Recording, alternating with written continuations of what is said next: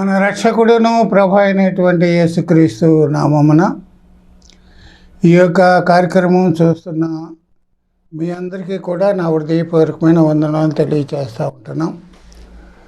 ప్రియులారా, ఈ యొక్క కార్యక్రమాలు మీకు ఆశీర్వాదకరంగా ఉంటే మీ యొక్క స్పందన, మీ యొక్క అభిప్రాయాలు మాకు తెలియచేయండి.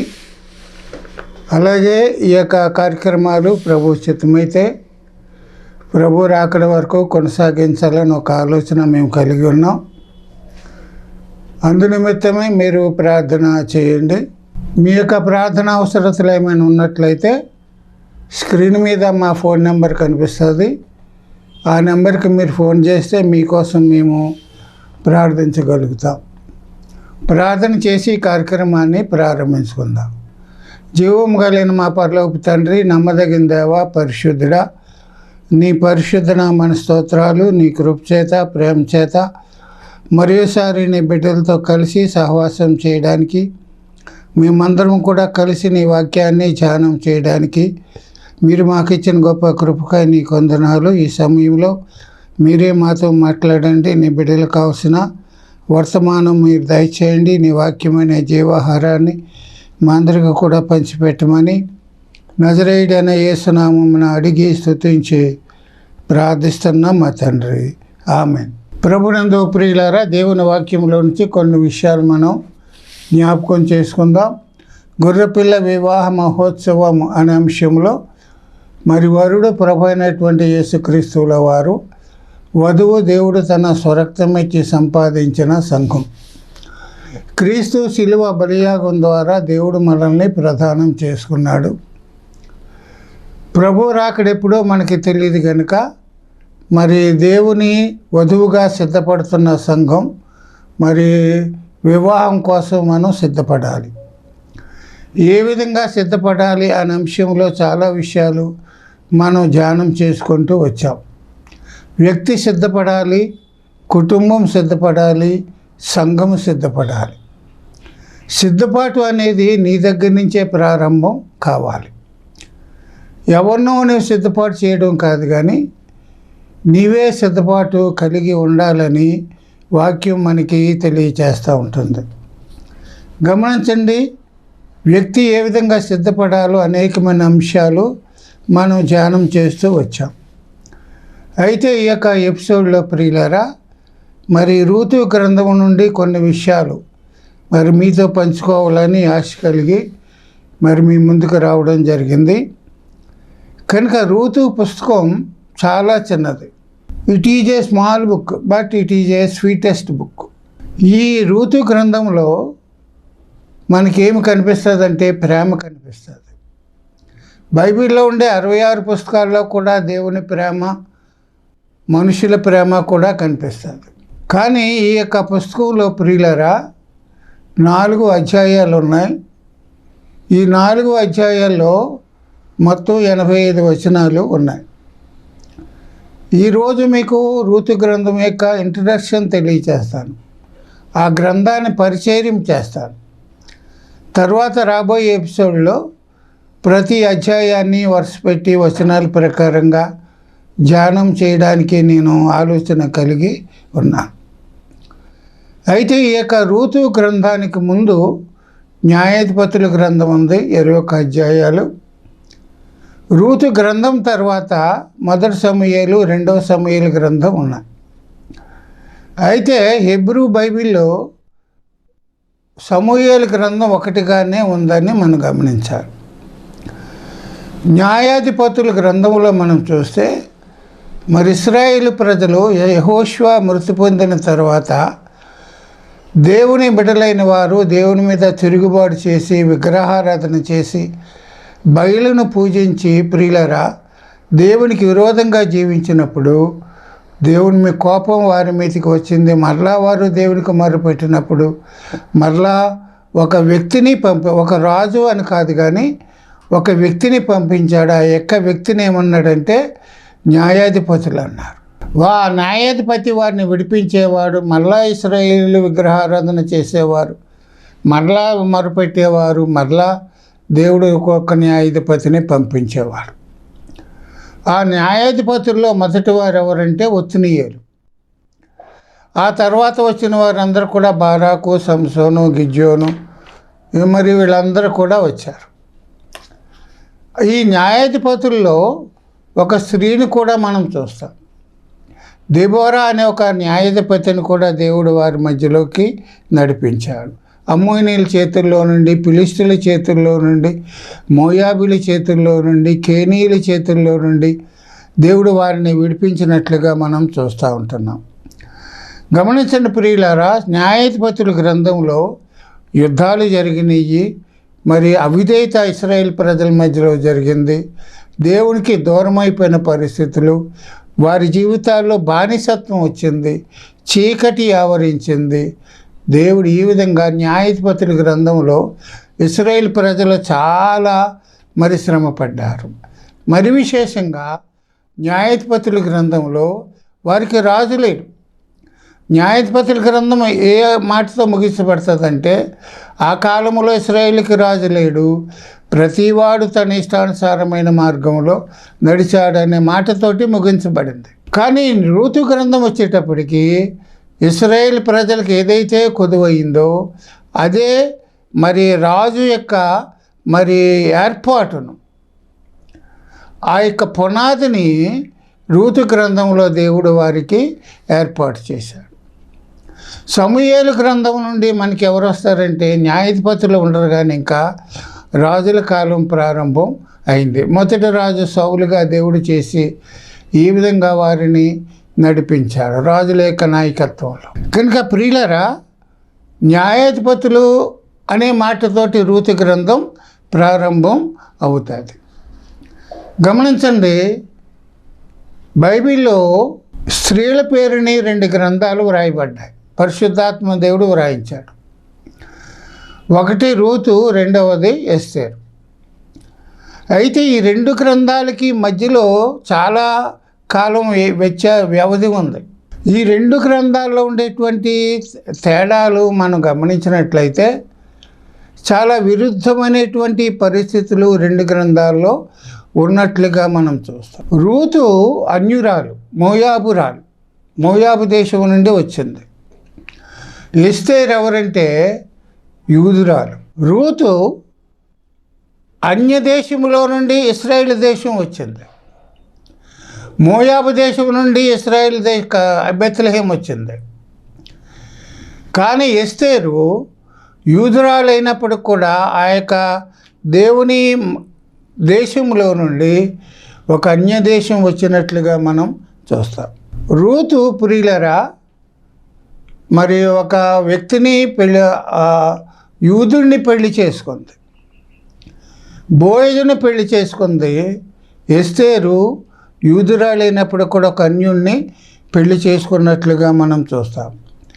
మరి విశేషంగా రూతు గ్రంథంలో దేవుడు అనే పదం మనకి 25 సార్లు కనిపిస్తుంది. కానీ ఎస్తేరు గ్రంథంలో దేవుడు అనే మాటే మనకి కనిపించదు. రూతు గ్రంథం కరువుతో ప్రారంభమైంది. ఎస్తేరు గ్రంథం ఒక విందుతో ప్రారంభం అయింది. రూతు గ్రంథంలో ప్రియులరా, రూతు గ్రంథం సంతోషంతో ప్రారంభమైంది. ఎస్తేరు గ్రంథం విమోచనతోటి ముగిసింది. రూతు గ్రంథంలో దేవుని అనుగ్రహాన్ని మనం చూస్తాం. ఎస్తేరు గ్రంథంలో దేవుని యొక్క సార్వభౌమత్వం మనం చూస్తాం. రూతు గ్రంథం 4 ప్రారంభమైంది, 4 ముగించబడింది. ఎస్తేరు గ్రంథం 2 రాణైన వస్తీ రాజుతో ప్రారంభమైంది, రాజు ఎస్తేరుతోటి ముగించబడినట్లుగా మనం చూస్తూ ఉంటున్నాం.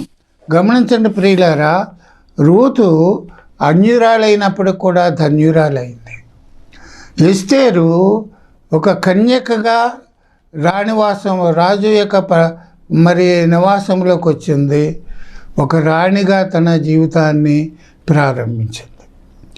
ఈ విధంగా 2 గ్రంథాలు మనం చూస్తే అన్యురాలు, యూదురాలు. గమనించండి, రూతు గ్రంథం చరిత్ర అంతా కూడా ఎక్కడ జరిగిందంటే యూదా దేశపు బెత్లెహేములో జరిగింది. బెత్లెహేం అనే గ్రామం చాలా చిన్న గ్రామం, అల్పమైన గ్రామం అని బైబిల్ చెప్తుంది. చాలా కుగ్రామం అది. ఆ గ్రామంలో జరిగినటువంటి సంగతులు రూతు గ్రంథంలో మనం చూస్తాం. విశేషం ఏంటంటే బెత్లెహేము గ్రామం అనేది బైబిల్లో ఒక ప్రత్యేకమైన స్థానాన్ని కలిగి ఉంది. ఒక ప్రాముఖ్యమైనటువంటి గ్రామంగా బెత్లెహేము ఉంది. బెత్లెహేములో చాలా విశేషాలు జరిగినాయి. బైబిల్ని విషయాలు ప్రభావితం చేసే అంశాలు బెత్లెహేములో జరిగినాయి. బెత్లెహేములో ప్రియులరా 3 ప్రేమ కథలు జరిగినాయి. ఒక ప్రేమ కథ బెత్లెహేములో ముగిసింది. ఇంకొక ప్రేమ కథ బెత్లెహేములో ప్రారంభమైంది. 3వ ప్రేమ ప్రియులరా ప్రపంచమంతా కూడా ప్రభావితం చేసింది. కనుక బెత్లెహేం అనేది ఒక ప్రాముఖ్యమైనటువంటి గ్రామంగా దేవుడు బైబిల్లో ఒక స్థానాన్ని ఆ గ్రామానికి ఇచ్చాడు. బెత్లెహేములో ఒక ప్రేమ కథ ముగిసింది. విషయం ఏంటంటే యాకోబు తన యొక్క భార్య అయినటువంటి రాహేలు కోసం 14 సంవత్సరాలు కొలువు చేశాడు. 14 సంవత్సరాలు బానిసత్వం చేశాడు. 14 సంవత్సరాలు కూలి పని చేశాడు. 14 సంవత్సరాలు దాసుడిగా ఉన్నాడు. 14 సంవత్సరాలు జీతగాడిగా ఉన్నాడు. ఆ ప్రేమ అటువంటి ప్రభావితం కలది. ఒక స్త్రీ ప్రేమ కోసం, ఒక స్త్రీని వివాహం చేసుకోవడం కోసం ప్రక్కనే రాహేలు యొక్క అక్క ఉన్నప్పుడు కూడా అక్క మీద తన ప్రేమను మరల్చలేదు. కానీ 14 సంవత్సరాల పాటు ఆమె కోసం నిరీక్షించినట్లుగా మనం చూస్తాం. అంతగా రాహేలును ప్రేమించాడు. 14 సంవత్సరాల పాటు కొలువు చేశాడు. గమనించండి ప్రియులారా, యాకోబుకి 12 మంది కుమారులు కలిగారు. రాహేలుకే కలగలేదు కానీ 12 మంది.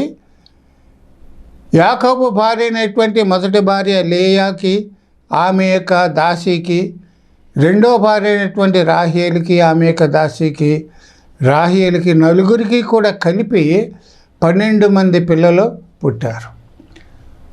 ఒక కుమార్తె కూడా కలిగింది. 12 కుమారులు ఇశ్రాయేలు గోత్రానికి కర్తలుగా ఉన్నారు. గమనించండి, యాకోబు అన్నను మోసం చేసే వెళ్ళిపోయాడు. కనుక ఇప్పుడు యాకోబు కుమారులలో ఆఖరు వాడైనటువంటి యోసేపుకి కల వచ్చింది. ఆ కలలో తన తల్లిదండ్రులు, తన అన్నదమ్ములు అందరూ కూడా తనకి మోకరిల్లినట్లుగా కల కన్ని వారికి చెప్పినప్పుడు బైబిల్ ఏం చెప్తుందంటే యాకోబు అన్నలు యోసేపు మీద అసూయ పడినట్లుగా మనం చూస్తాం. ఒక వ్యక్తి మీద ఒక అసూయ మనకి కలిగినప్పుడు ఆ యొక్క అసూయ అనేకమైనటువంటి పరిణామాలకి దారితీస్తుంది. అనేకమైనటువంటి చెడు కార్యాలు చేయడం, అవసరమైతే చంపడానికి కూడా అసూయ అది దారితీస్తుంది. యోసేపు అన్నలైనటువంటి 11 మంది కూడా అసూయ చేత యోసేపుని చంపాలని ప్రయత్నం చేసి అతని యొక్క వస్త్రాన్ని తీసి గొర్రె రక్తంలో ముంచి అతనిని నీరు లేని బావిలో పడేశారు. రూబేన్ అన్నాడు, అయ్యా అతను చంపొద్దని చెప్పినప్పుడు మళ్ళా గోతు నుండి తీసి అతన్ని ఇష్మాయిలీలకి 20 తులాలకి వెండి నాణ్యాలకి అమ్మినట్లుగా మనం చూస్తాం. ఆ యొక్క ఇష్మాయిలీలు ఐగుప్తు దేశం వచ్చి అతనిని ఎవరికి అమ్మారంటే ఫరో సంస్థానంలో పనిచేసినటువంటి పొతీఫరుకి అతనిని అమ్మివేసినట్లుగా మనం చూస్తాం. పొతీఫరు ఇంటిలో యోసేపు బానిసగా ఉన్నాడు. ఇంటి మీద అధికారిగా కూడా పొతీఫరు చేశాడు. గమనించండి, పొతీఫరు భార్యను బట్టి యోసేపు జైలుకి వెళ్ళాడు. కలల భావం చెప్పాడు పానదాయకుడికి, రొట్టె అందించేవాడికి.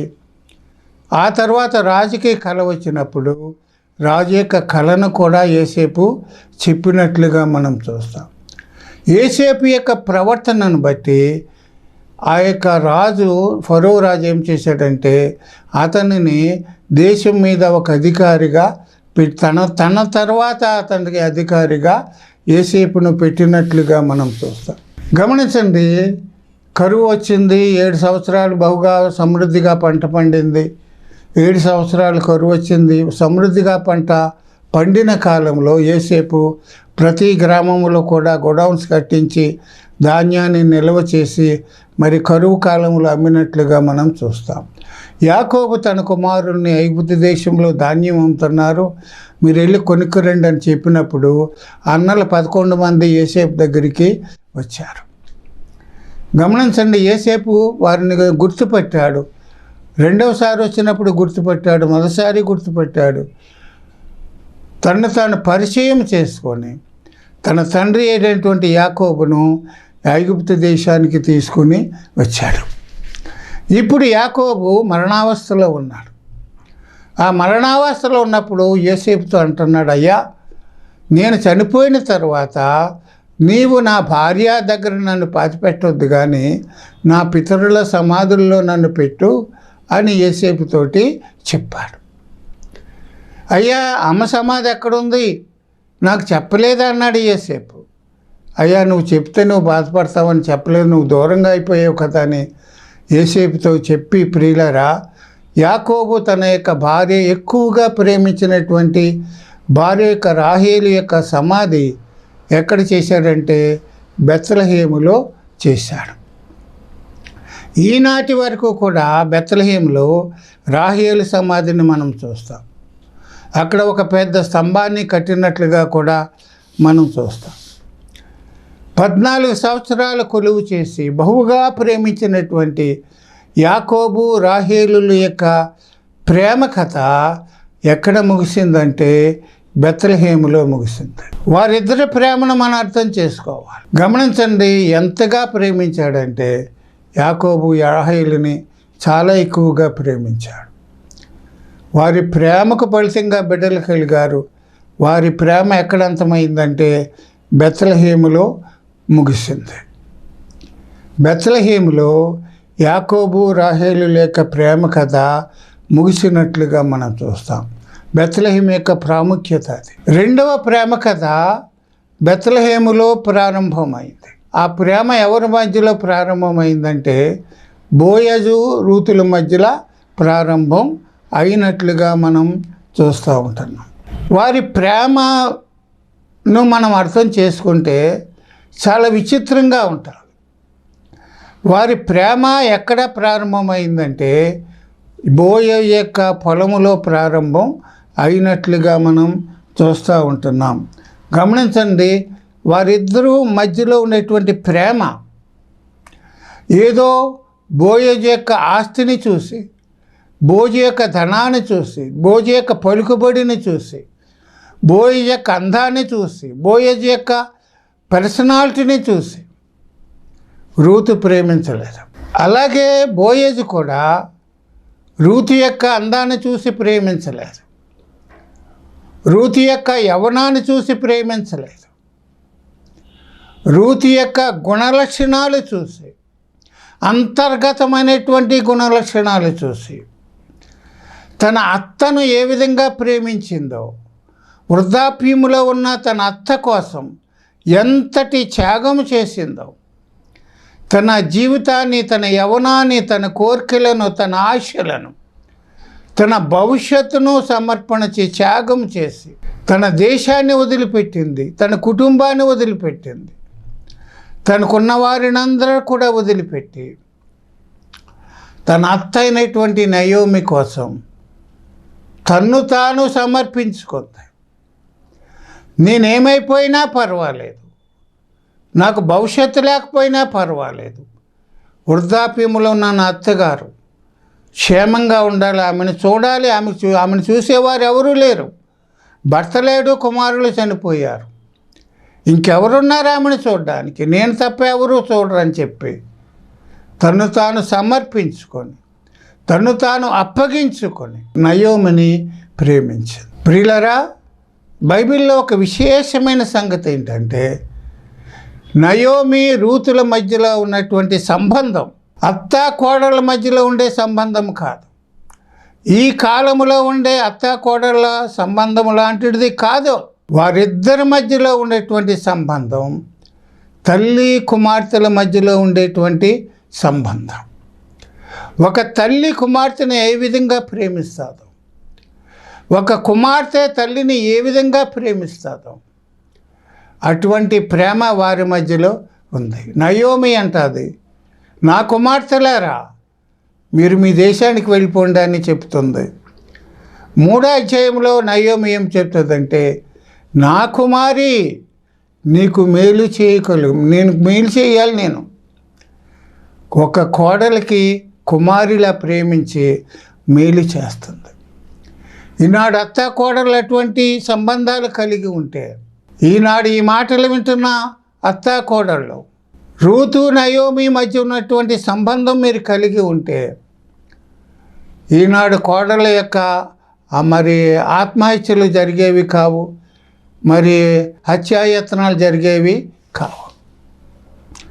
ఈనాడు కట్నం తేలేదని చెప్పి, పిల్లలు పుట్టలేదని చెప్పి, అందంగా లేదని చెప్పి ఈనాడు అత్తమామలిద్దరు కూడా కోడల్ని చంపుతూ, భర్త ఆడపడుచులందరూ కూడా కలిసి చంపుతున్న పరిస్థితులు మనం చూస్తాం. వారి వేధింపులు తట్టలేక కోడళ్ళు ఉరివేసుకుని చచ్చిపోతున్నారు. నయోమి రూతుల మధ్యలో ఉండేటువంటి సంబంధాలు ఈనాడు అత్తా కోడల మధ్యలో ఉంటే ఈనాడు అటువంటి దుర్ఘటనలు మనం చూసేవాళ్ళము.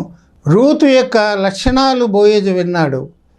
అతను ఏ విధంగా అయితే ప్రేమించి తనకు సమస్తాన్ని వదిలిపెట్టి వచ్చిందో ఆ మాటలు విన్నాడు. ఆ మాటలు విని ఆమెను ప్రేమించాడు. మరి విశేషంగా వారి మధ్యలో ఉండే ప్రేమ కామ సంబంధమైనటువంటి ప్రేమ కాదు, ఆకర్షణ కలిగే ప్రేమ కాదు, ఏదో లాభం అపేక్షించి చూపించే ప్రేమ కాదు, ఏదో అవసరం తీరి వదిలిపెట్టేసే ప్రేమ కాదు. కానీ ప్రియులరా, వారి ప్రేమ చాలా పవిత్రమైనది, నిష్కల్మషమైనటువంటి ప్రేమ. శరీర సంబంధమైన కోరికలు తీర్చుకోవాలనుకునే ప్రేమ కాదు. ఒకానొక సందర్భంలో బోయజు పొలంలో పడుకున్నప్పుడు రాత్రి వేళ నయోమి అంటుందమ్మ, నా కుమారి నీకు మేలు చేస్తాను. ఈ రాత్రి బోయజు పొలంలో పడుకున్నారు, నువ్వు అతని దగ్గరికి వెళ్ళి కాళ్ళ దగ్గర పడుకోమని చెప్పినప్పుడు రూతు స్నానం చేసింది, బట్టలు ధరించింది. ఆ రాత్రి ఆ బోయజు దగ్గర కాళ్ళ దగ్గర పడుకుంది. బోయజులు ఉలిక్కిపడి లేచాడు. ఎవరు నువ్వు అని అంటే, నేను రూతును, నన్ను విడిపించగలవాడవు నీవే అని అతనితో చెప్పిన పరిస్థితులు మనం చూస్తాం. పరిస్థితులు అనుకూలించని ఆ యొక్క సమయంలో వారిద్దరే ఉన్నారు, ఎవరో కూడా లేరు. అది రాత్రి సమయం. ఒకే దుప్పటి కింద ఉన్నారు. మంచి యవ్వనములు ఇద్దరు కూడా ఉన్నారు. కానీ ఆ రాత్రి వారి మధ్యలో ఎటువంటి కూడా పాపము జరగని పరిస్థితిని మనం చూస్తాం. పాపం చేయడానికి అవకాశం ఉంది, తప్పు చేయడానికి అవకాశం ఉంది, పరిస్థితులు అనుకూలిస్తూ ఉంటున్నాయి. కానీ వారిద్దరు కూడా రాత్రి పాపం చేయకుండా, తప్పు చేయకుండా తెల్లవారుజామున బోయజామును మరి ఎవరో ఇచ్చి ఆమెను పంపించి వేసినట్లుగా మనం చూస్తాం. ఈనాడు పరిస్థితి ప్రేమించుకున్న వాళ్ళు ఏం చేస్తున్నారు?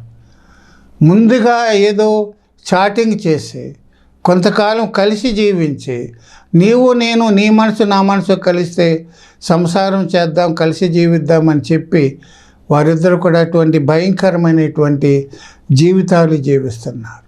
కపటమైన ప్రేమను చూపిస్తున్నారు. ఆస్తిని చూసి, ఐశ్వర్యం చూసి, అందాన్ని చూసి, వారి వెనుక ఉన్న పలుకుబడిని చూసి, వారి వెనుక ఉన్న రాజకీయ మరి బలాన్ని చూసి, ఆర్థిక బలాన్ని చూసి, అంగబలాన్ని చూసి ఈనాడు ప్రేమించుకుని ఎంతమంది పెండ్లి చేసుకున్నారు, పెండ్లి చేసుకుని ఎంతమంది కొనసాగుతున్నారు, ఎంతమంది విడిచిపెట్టేశారు. మనుషులు చూపించే ప్రేమ కపటమైన ప్రేమ, ఏదో ఆకర్షణకు లోనైనటువంటి ప్రేమ, ఆత్మ సంబంధమైన ప్రేమ కాదు. బోయజు రూతుల మధ్యలో ఉన్నటువంటి ప్రేమ నిష్కల్మషమైనటువంటి ప్రేమ. గమనించండి, ఆ యొక్క బోయజును చూసి రూతు ఏమంటుందంటే, ఆ బోయజు పొలములో అడుగు పెట్టినప్పుడు పనివాళ్ళు పనిచేస్తున్న పనివాళ్ళు బోయజును దీవించారు. బోయజు కూడా పనివాళ్ళని దీవించారు.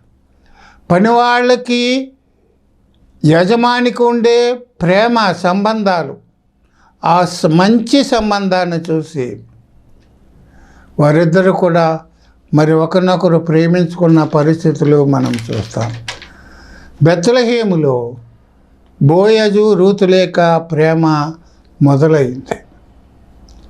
వారిద్దరి ప్రేమను బట్టి ప్రియులారా, బోయజు చట్టబద్ధంగా న్యాయబద్ధంగా రూతును పెండ్లి చేసుకున్నాడు. అమ్మా, నేను విడిపించడానికి ఉన్నాను, విడిపించగలను, కానీ నాకంటే ఇంకొకడు సమీప బంధువు ఇంకొకడు ఉన్నాడు, వాడు కాదంటే నేను విడిపిస్తానని చెప్పి ఆ సమీప బంధువుని కలుసుకున్నాడు. అయ్యా, నువ్వు విడిపిస్తావా అని అంటే అతనేమన్నాడంటే, అయ్యా, నేను విడిపించలేను అని అన్న తర్వాత ధర్మశాస్త్ర ప్రకారంగా న్యాయబద్ధంగా ప్రజల మధ్యలో, పెద్దల మధ్యలో, ఊరి పెద్దల మధ్యలో సమీప బంధువు యొక్క ధర్మాన్ని జరిగించి రూతును పెండ్లి చేసుకున్నట్లుగా మనం చూస్తాం.